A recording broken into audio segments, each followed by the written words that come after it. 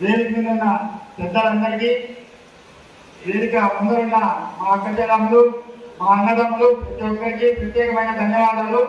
కాపునాడు ఈరోజు స్థాపించి 50 సంవత్సరాలు పూర్తి చేసుకున్నందున అందరికీ ప్రత్యేకమైన ధన్యవాదాలు. కాపునాడు స్థాపించినప్పటి నుంచి ఎన్నో పోరాటాలు, ఎంతో మంది రాజకీయ నాయకులు ఎంతో మందిని చూశారు. సార్, మీ ఆధ్వర్యంలో రానున్న రోజుల్లో, ప్రస్తుతం ఉన్న రోజుల్లో రాయలసీమలో రాజకీయంగా వెనుకబడిన కాపుల్ని అభివృద్ధి చేయాలని కోరుకుంటున్నాం.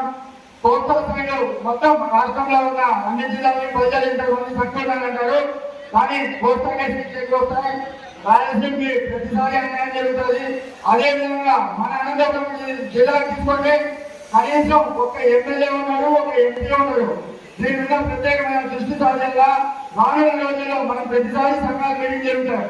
ఎలక్షన్ వచ్చినప్పుడు అందరూ సహాయం అయిపోతారు. మనం నిజంగా ఎప్పుడైనా కష్టపడాలంటే ఎలక్షన్ ముందర కష్టపడాలా, మన వాళ్ళు ఎక్కడ పోటీ చేశారు వాళ్ళని గెలిపించడానికి కృషి చేయాలనేసి నేను కోరుకుంటున్నాను. అదేవిధంగా విజయవాడలో మన కాపు భవన్ అనేది ఉంది, మన అనంతపురం జిల్లాలో కూడా నిర్మిస్తే బాగుంటుంది అనేసి నేను కోరుకుంటున్నాను. అదేవిధంగా పిల్లలు చాలా మంది ఉన్నారు.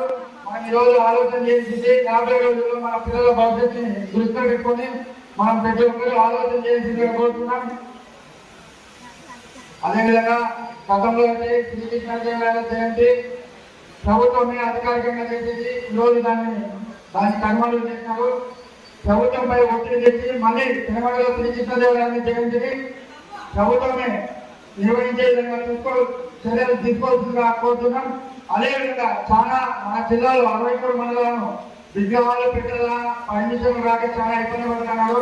సో దానికి జిల్లా కమిటీ నాయకత్వం వహించి ఎక్కడ ఏ ఇబ్బంది ఉన్నా ప్రతి ఒక్క జిల్లాలోనూ ప్రతి ఒక్క మండలంలోనూ విగ్రహాలు ఏర్పాటు చేసిందిగా కోరుకుంటున్నాం.